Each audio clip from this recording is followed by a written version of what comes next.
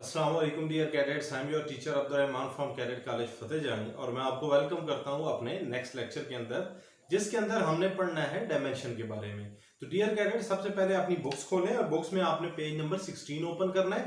Page number 16 में हमारे पास है डायमेंशन ऑफ फिजिकल क्वांटिटीज। हमारे पास जो तबई मिकदारें होती हैं, बेस यूनिट होते हैं, डिराइव यूनिट होते हैं, उनकी डायमेंशन। तो डायमेंशन क्या चीज होती है? Each base quantity is considered a dimension denoted by a specific symbol. ये आप डायमेंशन, आपके पास एक टेक्निक होती है जिसमें आप स्पेसिफिक सिंबल इस्तेमाल करते हो किसी भी फिजिकल क्वांटिटी को रिप्रेजेंट करने के लिए।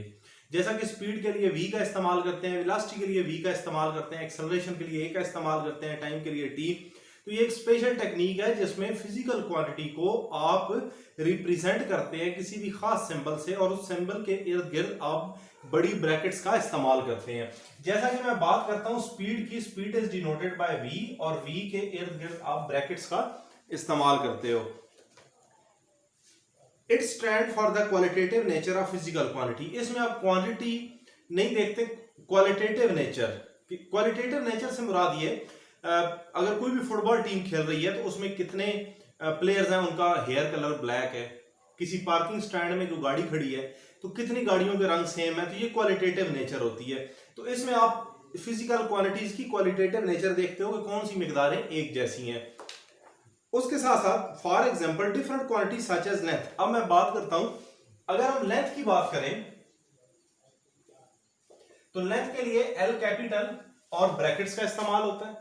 अब आप जरा मैं सही से ड्रा करूं तो ब्रैकेट्स आपके पास बड़े वाली ब्रैकेट्स ड्रा होती हैं।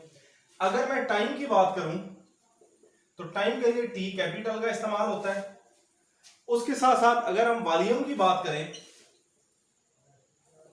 तो वॉल्यूम के लिए वी कैपिटल का इस्तेमाल होता है। इस तरीके से हमारे पास कुछ सिंबल हैं। जैसा कि आपके पास एक और बेसिक क्वांटिटी है मैस, मैस के लिए आपके पास एम कैपिटल का इस्तेमाल होता है। तो ये कुछ सिंबल आपने याद रखने हैं कि किस क्वांटिटी के लिए कौन सी चीज इस्तेमाल होती है। तो उसके बाद हम पढ़ते हैं कुछ एग्जांपल्स और उसके बाद यूजेस देखते हैं कि फिजिकल क्वांटिटी के हमारे पास यूजेस कौन से हैं।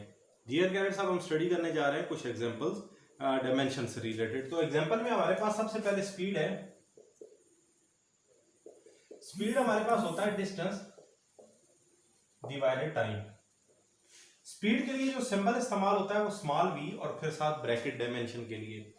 डिस्टेंस चूंकि लेंथ होती है, लेंथ हो, विड्थ हो, ब्रेड्थ हो, हाइट हो, डेप्थ हो, उन सब के लिए लेंथ एल कैपिटल सिंबल इस्तेमाल होगा। टाइम के लिए टी कैपिटल। अब आप देखें एल, टी ऊपर आएगा, यहां पे टी की पावर नहीं लगी हुई, न लगा होने का मतलब होता है +1। जब ये ऊपर आएगा तो ये हो जाएगी नेगेटिव -1। अब एक ही ब्रैकेट में लिख दे तो v आपके पास हो जाएगा एल टी -1, दोनों ब्रैकेट में आ जाएंगे। This is velocity. एक्सेलरेशन की बात करें तो एक्सेलरेशन आपके पास a = v / t। एक्सेलरेशन को डायमेंशन में लेके आए, वेलोसिटी आपने देख ली एल टी -1 होता है और टाइम भी t। ये t ऊपर जाएगा तो a = एल टी -1, ये भी t हो जाएगा -1, तो ये बन जाएगा एल टी -2। t -1 आपके पास t -2 हो जाता है। तो डियर कैडेट्स, ये था हमारे पास एक्सेलरेशन। एक थर्ड एग्जांपल दी गई है, वो फोर्स से रिलेटेड है। तो फोर्स आपके पास क्या होता है? F = ma। F के साथ ब्रैकेट्स लगाएं क्योंकि डायमेंशन है, m कैपिटल हो जाएगा मैस के लिए। एक्सेलरेशन ये निकाली हमने एल टी -2, तो ये हो जाएगा m l t -2। This is the dimension of force. तो डियर कैडेट्स, ये था हमारे पास कुछ डायमेंशंस थी, डायमेंशन की एग्जांपल थी।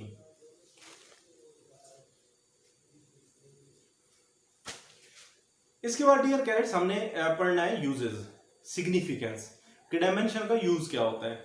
डियर कैडेट्स, यूजेस की बात करें तो जो सबसे पहला यूज होता है डायमेंशन का वो ये होता है कि किसी भी फार्मूले की होमोजेनिटी चेक करनी हो तो वो आपको प्रूफ मिल सकता है डायमेंशन के जरिए। होमोजेनिटी का मतलब है कि आया left hand side = right hand side है या नहीं।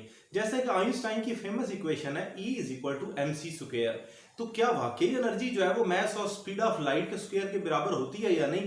तो इस तरीके से लेफ्ट हैंड साइड को जब राइट हैंड साइड के प्रूव करना पड़े किसी भी फेमस फार्मूला को, तो वो आप डायमेंशन के जरिए प्रूव कर सकते हैं। आप इक्वेशन ऑफ मोशन को डायमेंशन के जरिए प्रूव कर सकते हैं। उसके बाद हमारे पास इसका जो दूसरा यूज है वो है डिराइविंग अ पॉसिबल फार्मूला। आप फार्मूला डिराइव कर सकते हैं, कोई भी सिंबल आपके पास मौजूद हो डायमेंशन की मदद से आप फार्मूला डिराइव कर सकते हैं। तो दो बड़े यूजेस हैं। पहला यूज होमोजेनिटी, लफ्ज होमो का मतलब है सेम, जेनिटी नेचर। होमोजेनिटी मीन का मतलब यहाँ पे कि आया इस फार्मूले की नेचर, मतलब left hand side equal to right hand side है या नहीं। और उसके साथ साथ हमारे पास कोई भी फार्मूला आपको डिराइव करना हो तो उसके लिए भी आपके पास डायमेंशन का यूज होता है। डियर कैरेट्स, ये था हमारे पास डायमेंशन जैसा कि हमने पहले पढ़ा कि एक ऐसी टेक्निक होती है जिसमें सिंबल को इस्तेमाल करते हुए फिजिकल क्वांटिटी को आप ब्रैकेट के अंदर लिखते हैं। मुख्तलिफ सिंबल जैसा कि मैथ के लिए एम कैपिटल, लेंथ के लिए एल कैपिटल, टाइम के लिए टी, इस तरह सिंबल इस्तेमाल करते हैं और उनको बड़ी ब्रैकेट के अंदर इनक्लोज कर देते हैं। उसके बाद हमने कुछ एग्जांपल पढ़ी जो हमारे पास है और फिर उसके बाद उसके दो यूजेस पढ़े। अब इसके बाद हम चलते हैं एक्सरसाइज के क्वेश्चन की तरफ। तो एक्सरसाइज क्वेश्चन डियर कैडेट्स सब सॉल्व करते हैं। डियर कैडेट्स, अब हमने स्टार्ट करना है अपने एक्सरसाइज क्वेश्चन को। एक्सरसाइज क्वेश्चन में हमारे पास जो क्वेश्चन नंबर 1 है वो है name several repetitive phenomena occurring in nature which कुछ सर्व रीजनेबल टाइम स्टैंडर्ड। ये कुछ ऐसे हमारे पास नेचर के अंदर फिनोमेना हो रहे हैं जो बार बार रिपीट होते हैं, तो वो हमारे लिए टाइम पीरियड का काम कर सकते हैं, टाइम स्टैंडर्ड का काम कर सकते हैं। तो ऐसे कुछ फिनोमेना के नाम बताएं। तो सबसे पहले हमारे पास जो फिनोमेना है वो है rotation of earth around the sun and its own axis. ज़मीन जो है वो सूरज के गिर्द घूम रही है और अपने एक्सिस के गिर्द भी घूम रही है। अब ज़मीन का घूमना हमारे लिए एक टाइम स्टैंडर्ड है कि जब ये सुबह होती है, सुबह से शाम होती है, तो ये चीज़ आपको, या मौसमों का बदलना, सालों का बदलना, ये हमारे पास एक टाइम स्टैंडर्ड का काम करता है। और उसके बाद अगर हम देखें तो रोटेशन ऑफ मून अराउंड अर्थ, चाँद का ज़मीन के गिर्द चक्कर काटना, तो उससे आपके पास महीने बदलते हैं इस्लामी। शैडो ऑफ एन ऑब्जेक्ट, किसी चीज़ का शैडो भी हमें बता देता है, जब लंबा हो, छोटा हो, लेफ़्ट हो, राइट हो, तो ये हमें मशरिक़, मग़रिब, शुमाल, जनूब का पता दे रहा होता है। सनराइज़ एंड सनसेट, सूरज का निकलना और सूरज का ग़ुरूब होना, ये हमारे लिए एक टाइम स्टैंडर्ड का काम करता है। तो ये हमारे कुछ रिपीटेटिव फिनोमेना थे। उसके बाद क्वेश्चन नंबर 2 है give the drawback to use the period of a pendulum as a time standard. कुछ ड्रॉबैक बताएँगे, हम सिंपल पेंडुलम को क्यों नहीं इस्तेमाल करते टाइम स्टैंडर्ड के लिए। सिंपल पेंडुलम का एक्सट्रीम से मीन, मीन से एक्सट्रीम तक जाने को अगर हम सेकंड कंसीडर करें मिसाल के तौर पे, तो हम क्यों नहीं कर सकते? तो इसका जवाब ये है कि as the time period of simple pendulum, हमें पता है कि टाइम पीरियड गिवन होता है T is equal to 2 pi under root L over g. अब इसमें ड्रॉबैक क्या है? अगर हम इसके फार्मूले को देखें 2 और पाई, ये 2 तो चूँकि हमारे पास नंबर हैं, पाई की वैल्यू 3.14 होती है, तो नंबर तो छोड़ें, एल लेंथ और जी, तो सिंपल पेंडुलम 2 चीज़ों पे डिपेंड करता है, एक लेंथ के ऊपर और एक वैल्यू ऑफ जी के ऊपर, ग्रेविटेशनल एक्सेलरेशन के ऊपर। इन दोनों में थोड़ी-सी भी तब्दीली आए, तो हमारे पास सिंपल पेंडुलम का टाइम पीरियड चेंज हो जाता है। तो नंबर 1 देखिए, the value of G changes place to place. तो वैल्यू ऑफ जी जगह-जगह जब तब्दील होती है। साहिल समुंदर पे और है, माउंट एवरेस्ट पे और होगी, हाइट के साथ कम होती जाती है। Length of pendulum is change due to the change in temperature in different season. Length के ऊपर भी तब्दीली आती है, जो मौसम बदलते हैं, तो भी टाइम पीरियड पे फ़र्क आएगा। एयर रेजिस्टेंस में अफेक्ट द टाइम पीरियड, और एयर रेजिस्टेंस का भी बहुत असर होता है time period of simple pendulum पे। सिंपल पेंडुलम वाइब्रेशन शुरू करता है बड़ी बड़ी और थोड़ी देर बाद रुक जाता है, तो ये एयर रेजिस्टेंस है। इस वजह से आप टाइम पीरियड के तौर पे नहीं इस्तेमाल कर सकते सिंपल पेंडुलम को। क्वेश्चन नंबर 3 है why do find it useful to have two unit for amount of substance the kilogram and mole. किसी चीज़ की भी अमाउंट के लिए हमने 2 यूनिट रखी हुई हैं, किलोग्राम और मोल, वो क्यों? Kilogram is used at macro level, बड़े लेवल पे किलोग्राम इस्तेमाल होता है, and mole is used at micro level. Macro का मतलब होता है बड़ा, micro small. Mole is used when we concern with the number of particle. Mole में हम किसी भी चीज़ की तादाद के बारे में जब हमें जांचना हो तो मोल को हम यूज़ करते हैं। As one mole of different substance contain same number. एक मोल ईंट का हो तो इसका मतलब एक ईंट, एक मोल बजरी का हो तो इसका मतलब बजरी का एक दाना। सब्सटेंस डिफरेंट होते जाएँ, लेकिन मोल अगर सेम हो तो इसका मतलब तादाद सेम होगी। But 1 kilogram of different substance have different number of particle. जबकि किलोग्राम में सब्सटेंस डिफरेंट लेंगे तो उसमें नंबर ऑफ पार्टिकल डिफरेंट होंगे। चीनी अगर 1 किलो लें तो बहुत सारे दाने होंगे, नमक लें तो उसमें उससे ज़्यादा 1 किलो में दाने होंगे, और 1 किलो अगर पत्थर ले लें तो शायद 1 पत्थर आएगा। तो ये चीज़, ये फ़र्क है। उसके बाद 3 स्टूडेंट्स मेजर्ड, 3 स्टूडेंट ने एक नीडल की लेंथ मेजर की एक स्केल के साथ, जिसकी सबसे कम डिवीजन, स्केल का मतलब लीस्ट काउंट 1 मिलीमीटर था। उन्होंने, एक ने रीडिंग की 0.2145, एक ने 0.21, एक ने 214। किसने करेक्ट रिकॉर्ड की? अब रिकॉर्डिंग करेक्ट किसकी होगी? सबसे पहले तो आप लीस्ट काउंट देखें, जिसने लीस्ट काउंट के बिल्कुल एग्जैक्टली लीस्ट काउंट के मुताबिक रीडिंग ली है वो ठीक होगी। तो 1 mm का मतलब होता है 0.001 मीटर। 0.001 मीटर का मतलब ये हुआ कि पॉइंट के बाद 3 डिजिट। तो जिस स्टूडेंट ने पॉइंट के बाद 3 डिजिट तक मेजरमेंट की वो ठीक है, जिसने कम या जिसने ज़्यादा कर दी लीस्ट काउंट से वो ठीक नहीं होगी। तो वही आंसर है आपके पास। So the reading must be taken up to 3 decimal places when it is written in metre. उसके बाद हमारे पास क्वेश्चन नंबर 5 है। An old saying is that a chain is only as strong as it weakest link. What analogous statement can you make regarding experimental data used in computation? कहता है कि एक पुरानी कहावत है कि चेन उतनी ही मजबूत होती है जितनी उसकी जो सबसे कमज़ोर कड़ी हो। तो ये जो स्टेटमेंट है, ये हमारा जो एक्सपेरिमेंटल डाटा हम कैलकुलेशन में इस्तेमाल करते हैं उसके साथ इसका क्या ताल्लुक है? The result of experimental data are much accurate when it reading contain minimum error. इसका मतलब ये हुआ कि किसी भी एक्सपेरिमेंटल डाटा का रिजल्ट उतना ही एक्यूरेट होता है जितना ही कम एरर होगा, या जितना अच्छा लीस्ट काउंट होगा उतना ही कम एरर आने के चांसेस हैं। नेक्स्ट हमारे पास है कि period of time period simple pendulum का मेजर किया गया स्टाफ वाइज से। किस किस्म के एरर आ सकते हैं उसमें? तो दोनों किस्म के आ सकते हैं। सिस्टमेटिक, सिस्टमेटिक का मतलब सिस्टम में एरर, ड्यू टू फॉल्ट और zero error in staff watch. Staff watch में हमारे पास ज़ीरो एरर आ जाता है। वो हो सकता है या पर्सनल और रैंडम एरर, या बंदा इनएक्सपीरियंस था या नेग्लिजेंस, उसने तवज्जो नहीं दी, तो भी आपके पास प्रॉब्लम आ सकती है, एरर आ सकता है कि उसने स्टॉप वॉच सही से ऑन नहीं की या थोड़ी जल्दी ऑन कर दी।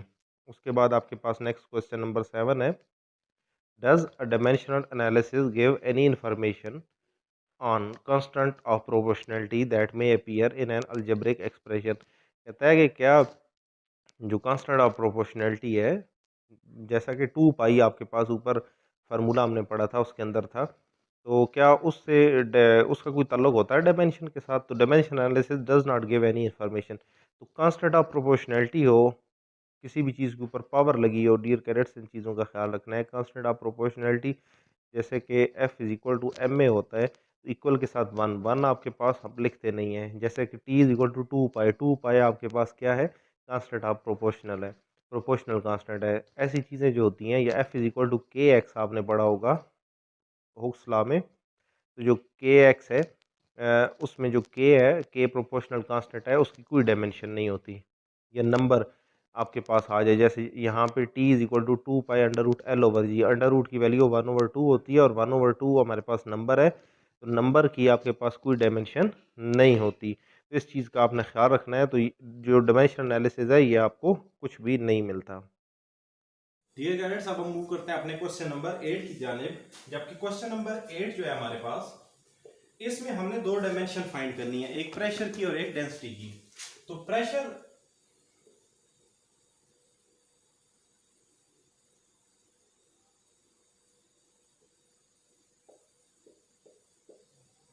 तो सबसे पहले डायमेंशन निकालने के लिए आपको फार्मूला पता होना चाहिए। तो प्रेशर हमारे पास फोर्स पर यूनिट एरिया के बराबर होता है, और इसको अगर आप लिखें तो ये होता है P is equal to F divided by A. अब आप देखें तो P को ब्रैकेट में ले आए, फोर्स F ब्रैकेट में ले आए, एरिया A। अब हम पढ़ चुके हैं F, फोर्स, फोर्स किस चीज के बराबर होती है? फोर्स आपके पास ML T-2 के बराबर होती है। एरिया, एरिया आपके पास length multiply by width, width भी लेंथ ही होती है, तो दो लेंथ हो गई, तो ये आपके पास L स्क्वायर, तो ML T-2, ये आपके पास हो गई L स्क्वायर। अब ये L स्क्वायर ऊपर जाएगा तो देखें ML T-2, और ये L स्क्वायर ऊपर गया तो इसकी पावर जो कि +2 में थी वो -2 हो गई। अब +1 -2 ये आप देखें तो ये आपके पास क्या हो जाएगा, ml -1 t -2। तो this is the dimension of, dear cadets, pressure की डायमेंशन है। इसके बाद हमने डेंसिटी की डायमेंशन जो है वो फाइंड करनी है, तो वो भी इसके बाद हमने डेंसिटी की डायमेंशन फाइंड करनी है।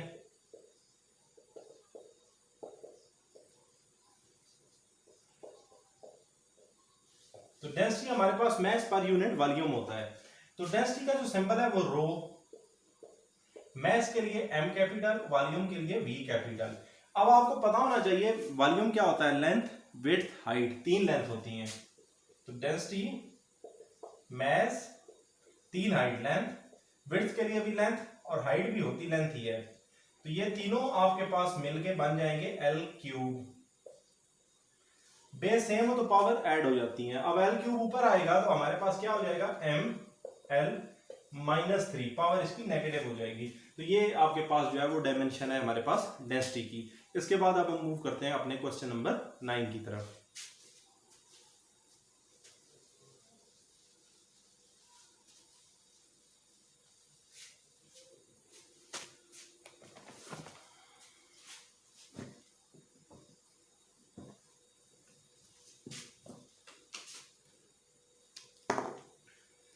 डियर गाइस, हमारा क्वेश्चन नंबर 9 है, the wavelength lambda of a wave depend upon the speed v। कि लैम्डा डिपेंड करता है स्पीड v और फ्रीक्वेंसी पे। अगर हमारे पास जो लैम्डा है, क्वेश्चन नंबर 9 है, अगर हमारे पास लैम्डा बराबर हो किसके, लेंथ के, v बराबर हो lt -1 के, और f बराबर हो t -1 के, क्योंकि फ्रीक्वेंसी रेसिप्रोकल होती है टाइम पीरियड की 1/t, तो t जब ऊपर आता है तो -1 ही हो जाता है। तो डिसाइड करें कौन सा फार्मूला ठीक है, f = v लैम्डा ठीक है या f = v divided by lambda ठीक है। तो हम दोनों को प्रूव कर लेते हैं। पहला प्रूव करते हैं, जो आपको दिया गया है वो है f = v लैम्डा। दोनों साइडों को प्रूव करें। f आपके पास क्या है, t -1, v हमारे पास क्या है, lt -1, और लैम्डा आपके पास लेंथ है, लेंथ मिल जाएगी, लेंथ स्क्वायर t -1 हो जाएगा, और यहाँ पे t -1 है। क्या ये दोनों बराबर है, ये बराबर नहीं है, तो left hand side is not equal to right hand side. उसके बाद डियर कैडेट्स, हमें दूसरा जो दिया गया है वो दिया गया है f = v divided by lambda.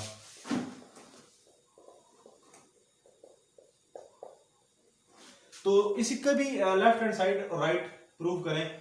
तो f आपके पास t -1, v lt -1, और लैम्डा आपके पास सिर्फ लेंथ थी, t -1, l से कट गया तो t -1, तो ये दोनों इक्वलेट है, तो left hand side equal to right hand side.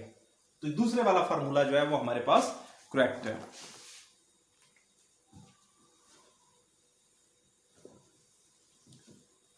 तो डियर कैडेट्स, ये थे हमारे शॉर्ट आंसर क्वेश्चंस। कुछ जो आंसर क्वेश्चन थे वो मैंने आपको प्रॉपर फॉर्म में दिखा दिए, आप उन्हीं आंसर्स को कॉपी कर सकते हैं और वो बेस्ट आंसर्स है। ये था आपका एक्सरसाइज और थ्योरी। इसके साथ साथ कुछ एग्जाम्पल हमने और कुछ न्यूमेरिकल जो है वो इंशाल्लाह नेक्स्ट लेक्चर के अंदर कवर करेंगे। तो डियर कैडेट्स, आज का लेक्चर बस इतना ही, मिलते हैं नेक्स्ट लेक्चर के साथ, तब तक अल्लाह हाफिज।